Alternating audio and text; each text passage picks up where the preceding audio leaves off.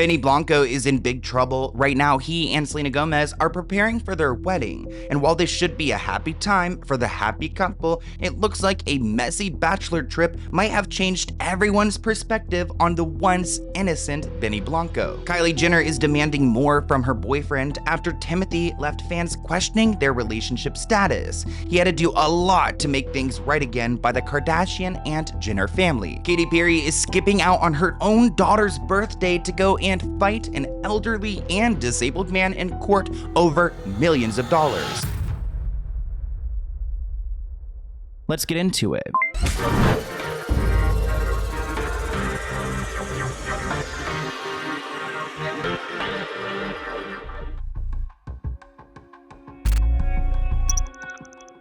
Let's get into Selena Gomez and Benny Blanco.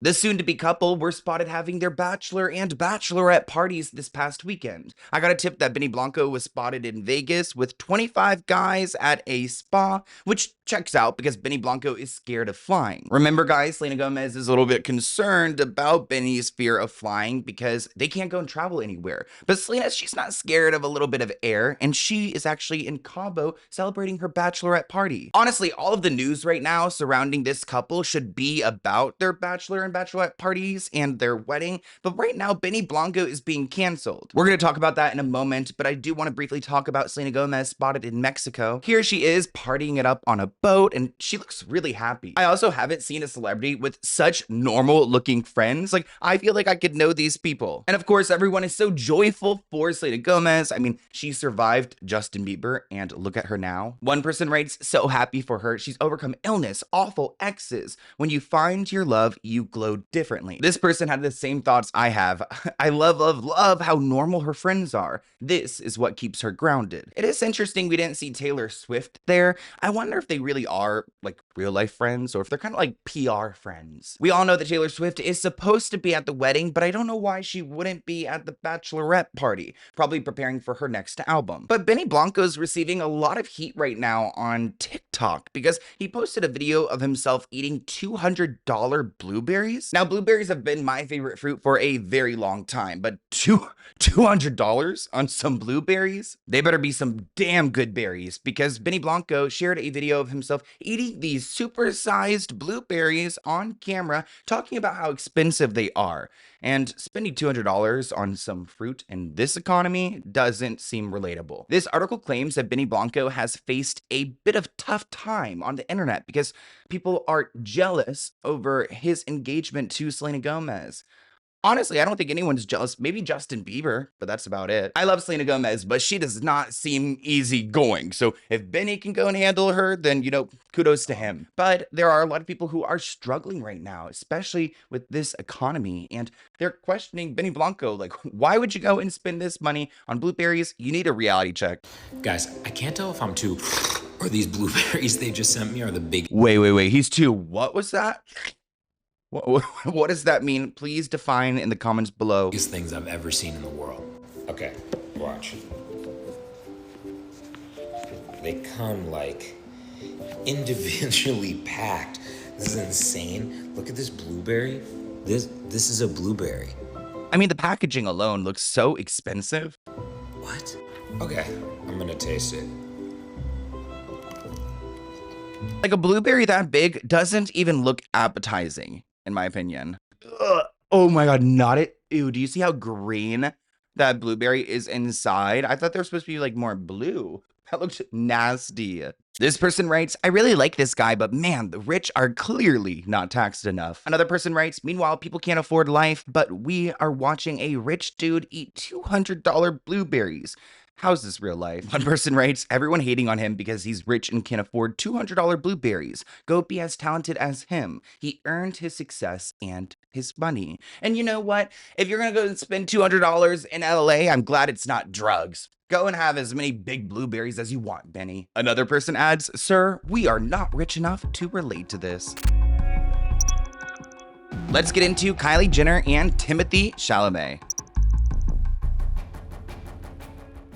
I know last week we were talking about Kylie and Timothée possibly breaking up, but that's what the reports were saying. But you know who works harder than the devil? Kris Jenner, and she's out here working the media, trying to make things seem okay. I don't know how Kylie Jenner is getting over the fact that her boyfriend essentially ignored her 28th birthday on social media, and you guys know social media means the world to this family. Kylie did have a big birthday bash with a bunch of festivities, but no Timothée in sight. But a source claims that Timothée did make up for not being there by sending her some gifts. They had a FaceTime call, and he coordinated some meaningful gestures with Kylie's friends that made her feel special. A source claims it was a nice break for her. I don't know if they're talking about like the break with the Dune 3 filming or what. She's incredibly happy with him. She's never been in love like this before. Aw, he's great for her. Her family loves him. I'm sure they do. He's so discreet and always has her back. He's very much a gentleman and everything that Kylie deserves. This is such a different tone than what we saw last week. This source claims that they adore each other and they make it work with their busy schedules and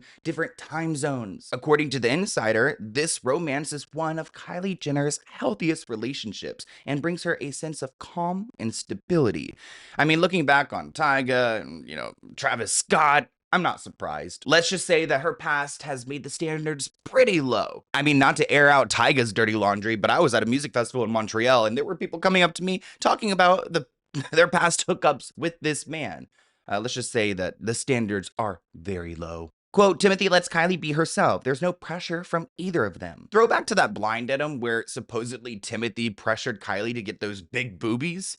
Let's move on. They have the same sense of humor and understanding of their two different lives. It just works, their ability to keep things low-key even with their high-profile careers. Now, I did mention in last week's Blinded Breakdown that Kylie must have been feeling the pressure because she decided to take her private jet all the way to Budapest to go and visit her man. There were some reports that Timothée was partying a lot after his long days on set, so maybe Kylie was there to, go and suss things out. One coffee shop actually shared a picture they had taken with Kylie and Timothée in Budapest. They claim that these two were really nice, and honestly, they look happy here, so good for them. As I was doing research for this podcast, I came across a really concerning article involving Club Chalamet. At this point, I don't even know how to say his last name. Club Chalamet, right? I think I'm getting better.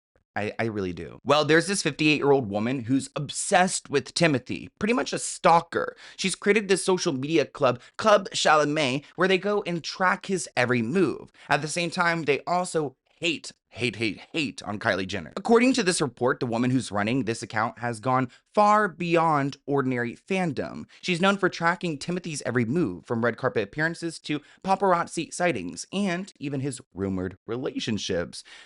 What 58-year-old woman is so concerned about Timothée? Please, just her. Here she is with Timothée. It looks like this post was shared back in 2023. And it looks like this woman often uses her platform to criticize Kylie Jenner, portraying her as unworthy and much lower than Timothée is. The dark truth about Club Chalamet. She's a 58-year-old Timothée obsessive who hates Kylie Jenner and tracks his every move, and her past is very revealing. Unfortunately, I literally cannot read this because it's a Daily Mail Plus exclusive article. You literally cannot read the entire thing unless you pay the subscription, and I am not giving Daily Mail any of my money. So if you guys have access, please send it to me via screenshot. But I have to laugh because Club Chalamet actually just started her 10-day vacation in Italy. And the Daily Mail knew this and decided to run this story knowing that Club Chalamet would not be online. So she couldn't defend herself in some sort of coke rant, which we know that she's going to at some point when she gets wind of this.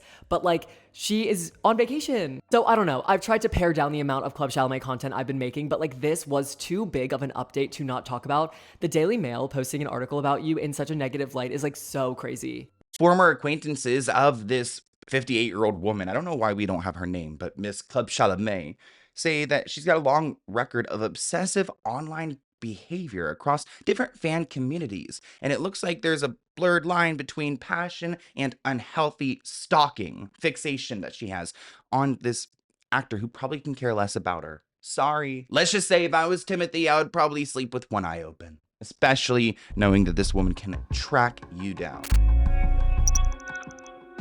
Let's get into Katy Perry. If Katy Perry ever goes missing, just go and check your local courtroom because she's probably already been summoned there. And it looks like Katy's actually going to be spending her daughter Daisy's birthday in court. Let's just pray that there's no nuns that are going to die in this court hearing. Now, the reason why Katy is in court is because of her Montecito home, the one that she stole away from that sick old man who was on his deathbed that she convinced to go and sign away his estate. And it looks like Katy is taking a new strategy in court. It looks like she's actually throwing Orlando Bloom under the bus. She and Orlando entered a contract in 2020 to go and purchase this mansion from Carl Westcott, the guy that created 1-800-Flowers. Carl was diagnosed with a genetic brain disorder in 2015, and whenever Katy Perry's team went to approach him about this estate, he, I guess, agreed, but was on some medication, then changed his mind a few days later. Essentially, Carl was very sick and did not have any of his family members around or any advisors to go and consult him on selling this home. Carl says that he was not in the right mindset to sign any binding contracts and that he wanted to avoid the sale altogether. In May 2024, Katy Perry gained ownership over this mansion under her LLC, D-Dove-B. Katy also decided to go and try to sue Carl for being difficult when it came to giving up his mansion, and she sued him for $5 million, claiming that the home itself wasn't even livable, which doesn't really make sense because you are renting the home to Chris Pratt, so not adding up, Katy Perry, and that's what Carl is saying in court. If the house was really damaged when you purchased it, then why are you renting it to Chris Pratt and his wife? I figured I would talk about this thing that I learned the other day called the Perry Act, which is because of Katy Perry, and it's not good. This act was brought to lawmakers because of Katy Perry's repeated financial abuse against elders. It was proposed after Katy Perry's most recent legal battle regarding her home in California, which stands for Protecting Elder Realty for Retirement Years Act. And this act is supposed to establish a 72-hour cooling off period where basically if somebody in the party in the sale is over 75 years of age, then any party in that sale can back out within 72 hours free of penalties. Starting a business sounds exciting, but the reality, it feels like you're juggling 10 jobs all at once. Design, inventory, payments, marketing, you name it. That is why millions of businesses have turned to Shopify. They're the commerce platform powering 10% of all online sales in the US. From household names like Mattel and Gymshark to brands who are just starting out, Shopify has become the built-in business partner for so many entrepreneurs. They're also ahead of the times using AI for product descriptions, headlines. You can even enhance your product photos. And when it's time to go and market your brand, Shopify makes that easy as well. You're able to do it on email or social media all throughout their platform. The best part is that Shopify is with you every step of the way, from inventory management to international shipping to processing those returns. If you are ready to sell, then you are ready for Shopify. If you want to see less carts being abandoned, then it's time for you to head over to Shopify. Sign up for your $1 per month trial and start selling today by using my link, shopify.com/Sloan. Go to shopify.com/Sloan. That's shopify.com/Sloan. You probably have heard of HelloFresh. They are the kit that sends you fresh ingredients and chef-crafted recipes straight to your door. But this summer, HelloFresh has made their biggest upgrade yet. This isn't the HelloFresh you remember. It's bigger, it's healthier, and it's tastier. You might be asking, how is it bigger, Sloan? Well, they've doubled their menu. You can now pick from 100 different recipes every week. Plus, bigger portions means that everyone at the table actually leaves full. And by tastier, they have steak and seafood options that are available for no additional cost. You guys know I love seafood. So now that they have 3 times more seafood options and all this flavor, I can't resist. There's a reason why HelloFresh is America's #1 choice for home cooking. And right now, the best way to cook has just gotten better. Go visit HelloFresh.com/Sloan10FM right now. Sign up using my link and you'll get 10 free meals plus a free item for life. And you'll get one of those per box with an active subscription. Free meals will apply as a discount on your first box. This offer is for new subscribers only and it varies by plan. Remember to check it out. That's HelloFresh.com/Sloan10FM.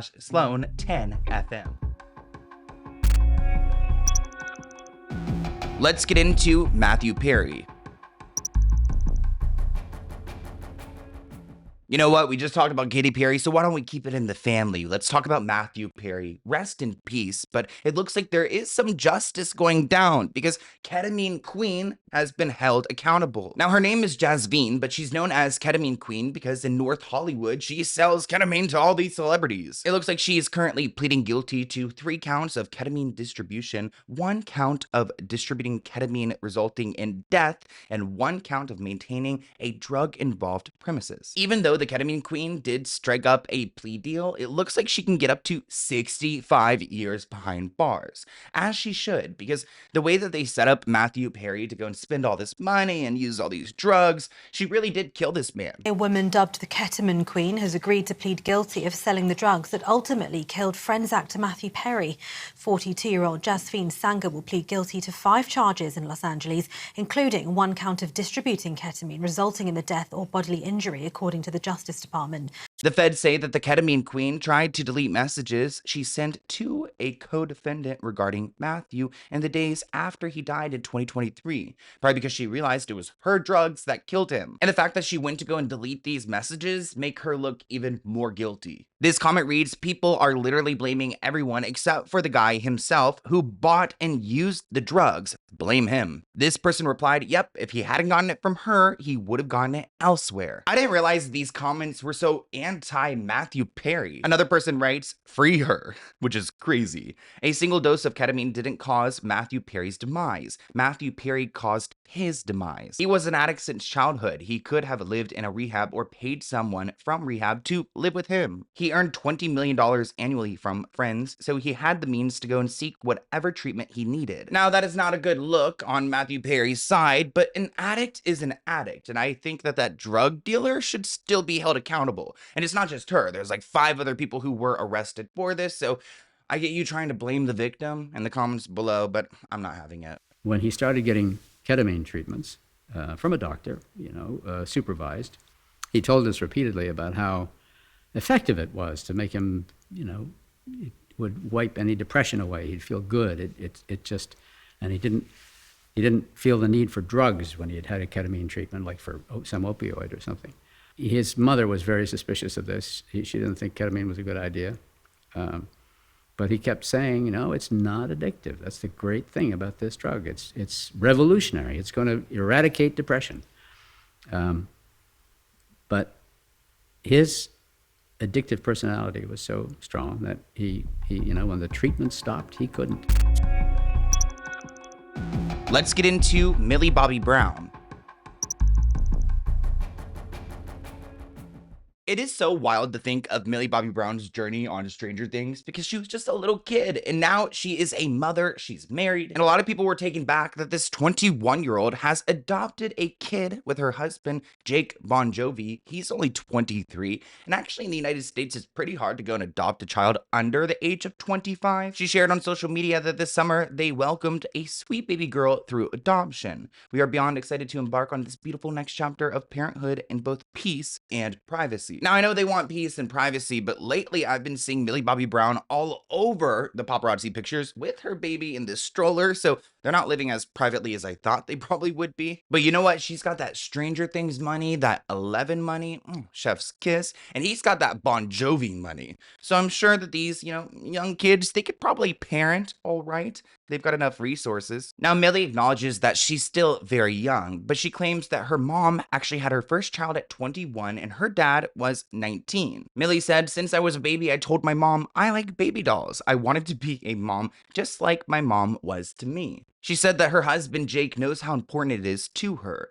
She said, quote, "Of course, I want to focus on really establishing myself as an actor and a producer, but I also find it important to start a family." Millie is one of 4. She's got 3 other siblings, so it looks like she wants to kind of mimic what her parents were doing. But there are a lot of people who are really upset by Millie Bobby Brown adopting this baby girl. And you know what? I mean, I'm happy for the couple. I'm not upset for them, but I understand that adoption process is so difficult in the United States that when they see Millie Bobby Brown, a 21-year-old, be able to, purchase a kid so easily, it's a little unsettling. This comment reads, "I was a mom of 2 by 21 years old. I do wonder, though, if their money and influence gave them an advantage that other couples don't get." And I'm not going to sit here and deny that, Millie and Jake aren't a great couple, but they have not been married this long to go and welcome a baby into the situation. I mean, comment below. Think back to when you were 21 years old. Were you prepared to go and have a baby? I also feel like while adoption is amazing, like when you adopt a baby, your body, like she's not even like, you don't even really see this baby coming. It reminds me of whenever Chloe had her surrogate give birth to her son, and she like didn't really have any like connection to it. Like, I don't even think she realized it was coming. She was so focused on the mess of Tristan that the baby was being ignored. This comment reads, a 21-year-old and a 23-year-old that have only been married for 1 year have an adopted baby? I'm sorry, I have a friend and her husband who have battled infertility for many years, and I've been on the wait list to adopt for over 2 years. Celebrities get advantages we do not get. Let's get into Zoe Kravitz and Taylor Swift.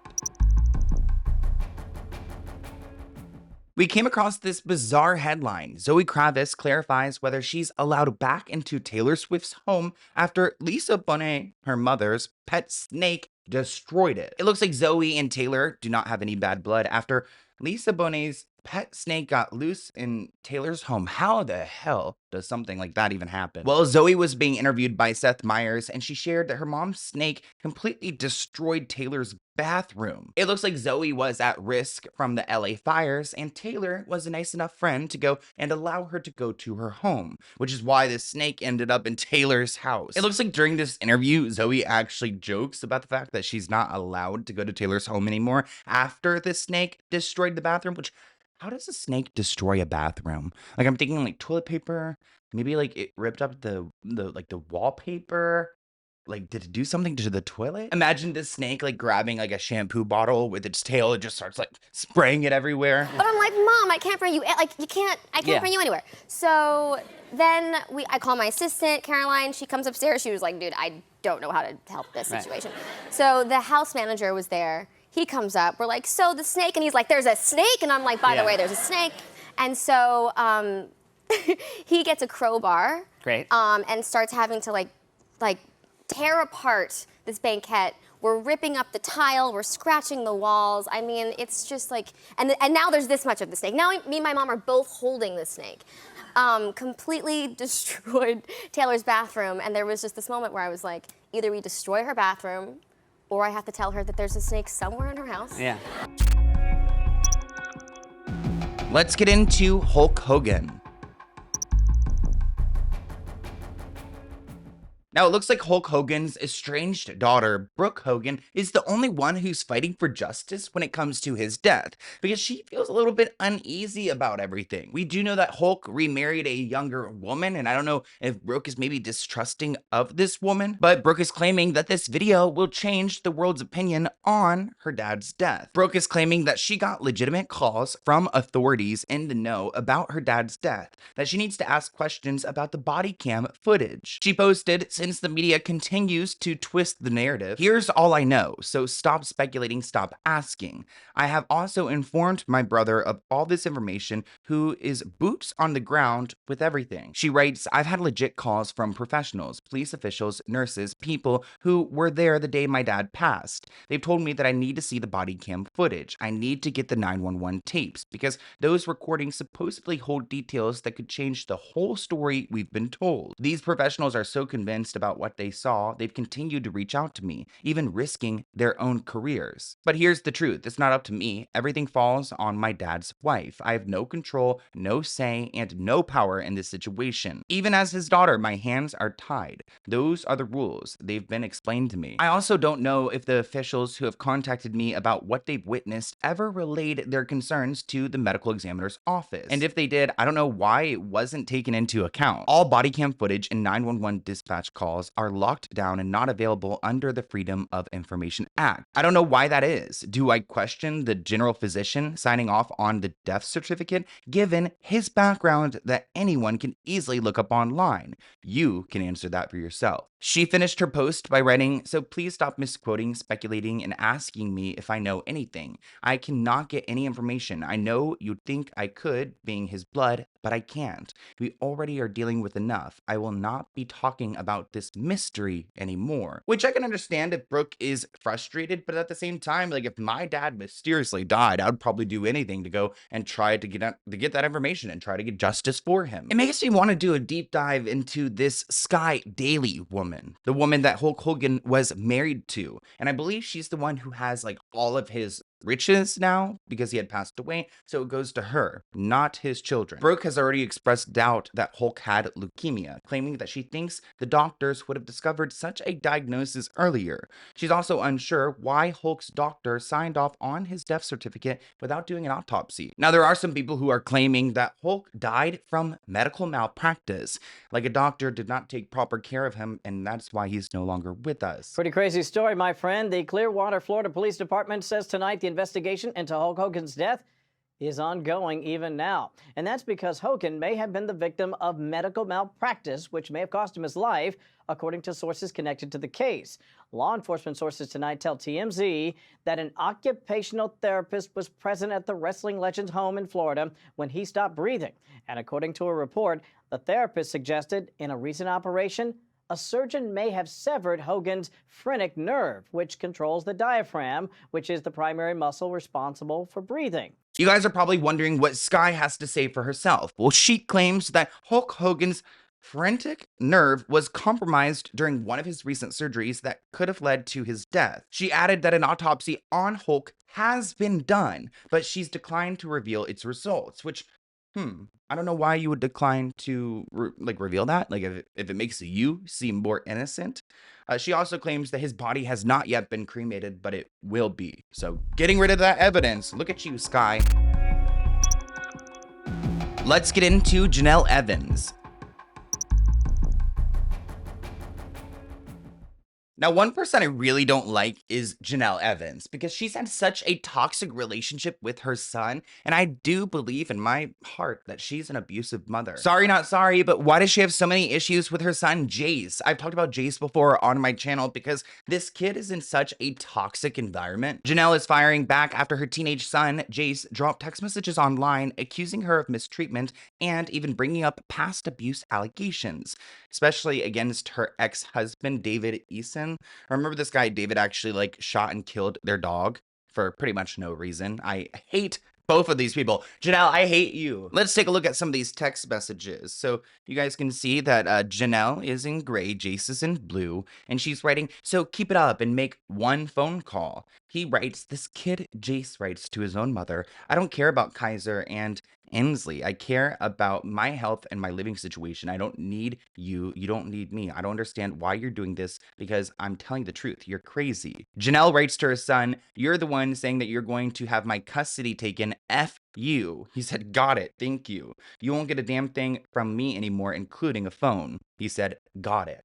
Poor kid. In this screenshot, you could see that she writes, just like you lied about David strangling you, you make things worse on yourself. Jay says, I never lied. He tried to do it. Janelle says, I was standing right there and I have a Ring video camera. So I guess she's got footage. Jace writes, okay, nice. Yeah, you were standing there yelling in my face, cussing me out, just watching things happen. Jace is currently living with a relative. He's only 16 years old. Prayers for Jace. I'm so sorry that you have to deal with the heifer of a mother. Now, Janelle is trying to walk back things, saying that my children are everything to me, that she's kind of like a victim in this situation. And as a grown woman, I just have to remind you, you're not. She's also trying to drag her son, saying, recently, Jace has been in trouble with the law these past few months and is having a hard time adjusting to the rules set before him. I've been trying everything to help him navigate it, but we are butting heads in the process. At this point, Janelle needs to leave her son alone. He's ran away. He's accused you of abuse. Leave him alone. He clearly does not like you. Clearly there are some problems. And honestly, Janelle, you seem rather defensive for someone who's innocent. This comment reads that Janelle has absolutely no personal growth ever. Another person writes, that's embarrassing at her big grown age. Jace has shared some of his thoughts on social media, writing, crazy how my mom blocked me, but I'm doing a lot better. Just an FYI, back down in North Carolina. But I don't understand why my mama keeps putting up with all this BS. She needs to let everything go. She shut off my phone. She's mad, but she keeps posting stupid stuff about tabloids. I don't give a F. Nobody in my family is doing that. She just needs to stop posting all that stuff. It's over. I'm back in North Carolina, and that's what she's scared for, her own loss. I mean, Janelle Evans is from Teen Mom. I do feel like she puts probably a lot of pressure on how the world sees her as a mother, because ever since she came into the public eye, people have been criticizing her. For good reason. Janelle has tried to walk back the situation with her social media explanations, but let me know in the comments below, because I'm not buying it. My son has been dealing with mental health disorders since he's been 10 years old. He was diagnosed with ADHD. I wonder where the hell he got it from. At the age of 10, and most recently in 2023, he was also diagnosed with major depressive disorder, along with his ADHD and defiant disorder, ODD. Incidents started occurring with my son when he was 10 years old. My whole family knew this. It was a family. Also, why would you go and put your kids' like dirty laundry out there? And we try to keep the privacy of my son. Now, I'm not going to go into detail what those incidences were, but it was pretty bad. I got custody because my mother couldn't handle it anymore, because she was in a bad, dangerous situation herself. So things were getting so bad back in 2023. Once I got custody, CPS got involved. Once CPS got involved, they thought things were crazy in the household, just like everyone else thinks. There's so much history here, because I do actually remember Jace at one point was given to her mother. Like, custody was granted to her. So this has been a battle for years and years now. But really, what came down to it, 3 months later, after my son was with CPS, they sent him to his aunt's house by marriage, which is David's sister. And he acted out there. At this point, he acted out at every single household he went to. So, CPS... He's acting out. Maybe it's a cry for help because the kids never had a stable home. Threw their hands up, dropped the case, and said, let's just give him to his mother, let her handle it. So, once again, I got him back. I've tried, getting placement in boys' homes, but they are just too expensive and insurance won't cover it. So right now he needs to be in a situation where both households are safe, and separating the chaos from the situation right now to protect my 2 younger kids is very important, and also to protect himself. This comment reads, all I'm hearing is that everyone keeps abandoning him. Janelle replied, you wouldn't understand because you have never lived the same experience as me. Another person commented, let's normalize not blasting our own children's mental health problems without their consent. Samantha writes, Janelle, his behavior is 100% your fault. And then finally, he grew up around constant screaming and fighting, so I'm not surprised. Let's get into Tamar Braxton. This headline is so concerning. Tamar Braxton woke up in a pool of her own blood. Oh, sounds like a nightmare. Actually, speaking of, I've been having nightmares about my teeth rotting out. Comment below, what does that mean? It's like every single night. Tamar claims that she nearly died this weekend, explaining her friend found her in a pool of her own blood, and she claims she doesn't know what happened. She writes, I struggled to write this, but everyone keeps calling me, and honestly, I can't even really talk anymore. I'm so weak. I almost died Sunday. I was found in a pool of blood from my friend with a face injury. As the days go by, the worse it gets. I fractured my nose, lost some teeth, and mobility. The way I look at life now is totally different. As my health is on the mend, my mental journey begins. Pray for me. Wow. So you don't know what happened, but you have a head injury and you've lost teeth and your nose is messed up? Is it drug use? Like, how do you not know? This entire situation doesn't even sound real. And there are some people like theorizing that maybe Tamar was like some sacrifice, or supposed to be some sacrifice. It's giving Illuminati energy. Times is getting so weird, and here's the thing, because conspiracy theory me has been so up these past couple years, because I've been a conspiracy theorist since like school, and they're just like doing it like in our face, like they've always done it in our face, but like they don't give a no more. They don't give a shit. Come on, y'all know they was trying to unalive her. Who was trying to do it? Was it Tony? Was it Vince? Who was it? Was it their mama? Who was it? Was it a whole family? Who was it? This all alleged. This all alleged. This all alleged. This comment reads, they sold their souls and it's hard to get out. They all turn to the Bible when the time is up. Another comment reads, Toni Braxton, and that's who's been blacklisting her for years. Could you imagine if it's like her own family member who tried to take her out? I would be living in fear. This isn't the first time that Tamar's had health issues. She had to withdraw from Dancing with the Stars due to a pulmonary embolism in her lungs.